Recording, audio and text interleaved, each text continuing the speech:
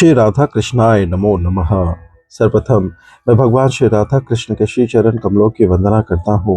आप सभी भक्त श्रोताजनों को भी सादर नमस्कार करता हूँ।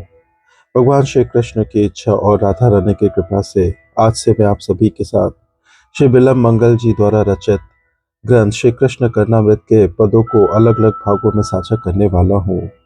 अति ही सुंदर है ये काव्य ग्रंथ, जिसकी तुलना किसी भी काव्य ग्रंथ से नहीं की जा सकती है।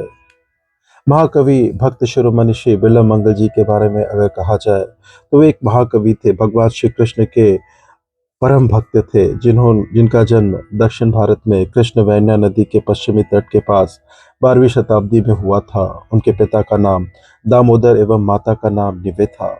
वह सोमगिरी के शिष्य व अपने माता पिता के इकलौते पुत्र थे।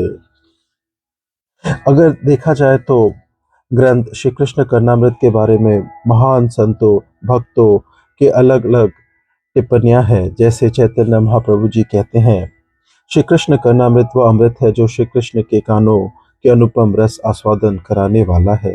स्वामी अखंडानंद सरस्वती जी कहते हैं, श्री कृष्ण कर्णामृत व्रजरस का अनूठा ग्रंथ है। संस्कृत साहित्य में श्री कृष्ण लीला का वर्णन इसी में हुआ। इसका जैसा नाम है, वर्णन भी वैसा ही है। भक्तगण इसके श्रवण से आनंद अनुभव करते हैं। मुझे भी इसका अनुपम माधुर्य बाल अवस्था से ही प्रभावित करता रहा है। श्री कृष्णदास कविराज जी कहते हैं, श्री कृष्ण कर्णामृत के समान त्रिभुवन में रस में और कोई ग्रंथ नहीं है।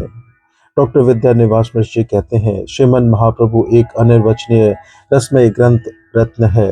श्रीमन महाप्रभु ने इसका निरंतर आस्वादन किया है। तो आइए ठाकुर जी के श्री चरणों का ध्यान करते हुए आज से इस अद्भुत उत्तम काव्य ग्रंथ का श्रवण प्रारंभ करते हैं। जय चिंतामणि जयति सोमगिरी मेरे गुरुवर, जय शिक्षा गुरु ईश। शीश पर मोर मुकुट धर, जिनके चरण कल्पतरु पल्लव के शिखरों पर। विजय श्री पाति लीला रस राशि निरंतर। चिंतामणि की जय हो, मेरे गुरु श्री सोमगिरी की जय हो। मोर पंख का मुकुट धारण करने वाले मेरे शिक्षा गुरु भगवान की जय हो। जिनके चरण रूपी कल्प वृक्ष के पल्लवों के अग्रभाग में जय श्री लीला पूर्वक स्वयंवर के रस को प्राप्त करती है। स्वर्ग सुमन से सुरबाला दल जिसे सजाता, गोपी पनहर वेणुनाद जिसको सरसाता। खुल खुल पड़ते निभि बंद के बंधन में रत, सहज सुभग ब्रज सुंदरियों से है जो आवृत। शरणागत नत के लिए देता परमानंद है, अखिलोदार किशोर व नित्य वस्तु वृज्जत है। किशोर आकृति ही सबसे उदार एक वस्तु है, जो स्वर्ग की दिवंगनाओं के हाथ के अग्रभाग से गिरते हुए कल्पवृक्ष के पुष्पों से आप्लुप्त है। बजाई हुई मुरली की लहरों के दिव्य नाद के आनंद से निर्व्याकुल है। वस्त्रों की शिथिल ग्रंथियों को रोकने से शोभायमान सहस्त्र गोपियों से समावृत है और प्रणत भक्तों के हाथ में अपवर को स्थापित करने वाली है। चतुर शिरोमणि गोप कुमारी के रस रंजित, सम्य दृगचंच से मंथर श्री दृष्टि समादृत। कलकालिंदी कूल मध्य नव कुंज बिहारी, मदन जन्म तरु परम माधुरी के अधिकारी। लावण्य सुधा निधि विचिसम जिनके लोचन लोल है, समाराध्य मेरे वही नील किशोर अमोल है। यह हम मधुरमा के स्वर जय स्वरूप श्यामवर्ण के बाल श्री कृष्ण की आराधना करते हैं, जो चतुरता की अंतिम निनाद रूपणी चंचलता से युक्त अपांग की शोभा से मंथर है। लावण्य रूपी अमृत की तरंगों से जिनके नेत्र चंचल है। भगवती महालक्ष्मी शिवप्रिया राधा के कटाक्षों द्वारा आदृत है।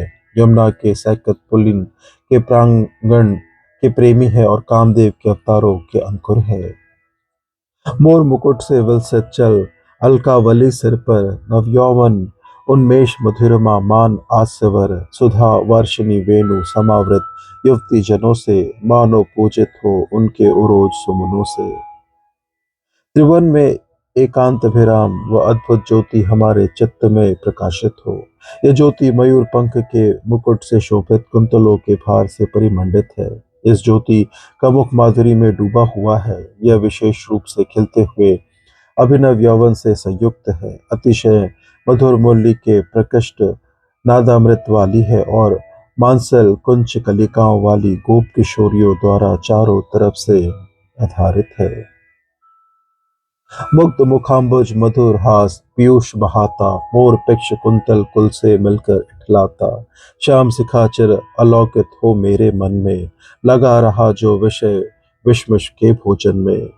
चिरकाल तक वह अनिर्वचनीय ज्योति मेरे विषय रूप विश्व से संपृक्त अभीक्षण के लोभी चित्त में प्रकाशित होती रहे। इस ज्योति का मुखरविंद मधुराति मधुर मंद स्मित अमृत से भी विशेष मनोहर है। ये ज्योति मंद युक्त के पंख से सजे हुए मनोकुंतल कलाओं वाली है और इसके लोचन बड़े विशाल है।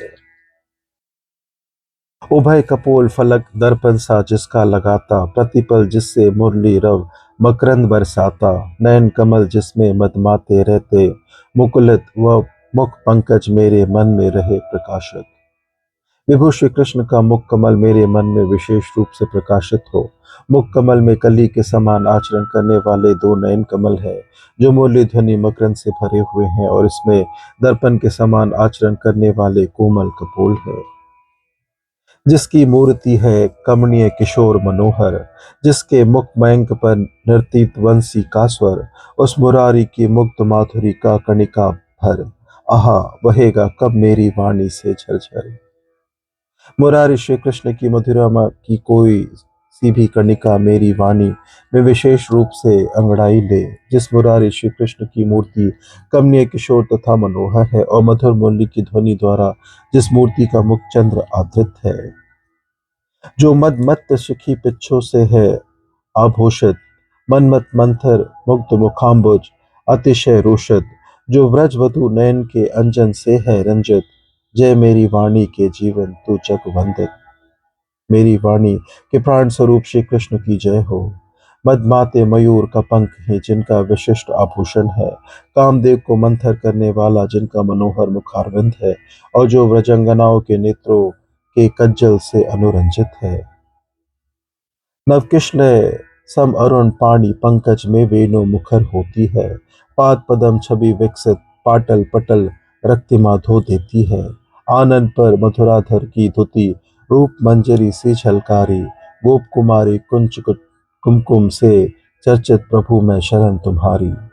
मैं गोपंगनाओं के कुंज कलश पर लगे हुए कुमकुम से पंकल प्रभु का आश्रय लेता हूँ, जो किसलय के समान लाल लाल रंग के कर कमलों द्वारा पकड़ी हुई मुरली के स्वर से स्वयं भी आकुल है, जिनके चरण कमल खिले हुए गुलाब की पुष्प राशि की निंदा करते हैं, और जिनका वदन मधुर अधर की उल्लसित कांति के पुंज से रक्त युक्त है। कंदत पर एक रस रंजत नैनो युगल के निश्चल कटाक्ष से भोली गोप कुमारी, जिस रूप राशि का पान किया करती है, उस विभुवर की मैं शरण और बलिहारी। उन विभु श्री कृष्ण चंद्र का आश्रय ग्रहण करता हूँ, जो प्रतिक्षण गोप सुंदरियों के अप्रकृत काम के रस से अनुरंजित तथा अभंगुर कटाक्ष धाराओं के अभ्यास के विषय बनाए जाते हैं। कमनीय विभ्रमों का जीवन चंचल विशेष, आनंदित आयत चपल लोचनों से भूषित, ललितमय ब्रजबालाओं का तरुण बिंब कब होगा मेरे अंतर में अलौकित। मेरे हृदय में कोई तरल ज्योति निवास करे, जो मनोहर हाव भावादि विभ्रमों की हृदय है, हर्ष के कारण विशाल तथा चंचल नेत्रों से युक्त है, ब्रज की बाल सुंदरियों के लिए तरुण है। इस प्रकार आज हमने प्रथम भाग में श्री कृष्ण कर्णामृत महाकाव्य ग्रंथ से 11 पदों के भावार्थ का श्रवण किया। श्रवण करने के लिए और अपना बहुमूल्य समय देने के लिए आपको धन्यवाद। त्रुटियों के लिए क्षमा प्रार्थी हूँ। श्री राधा कृष्णाय नमो नमः।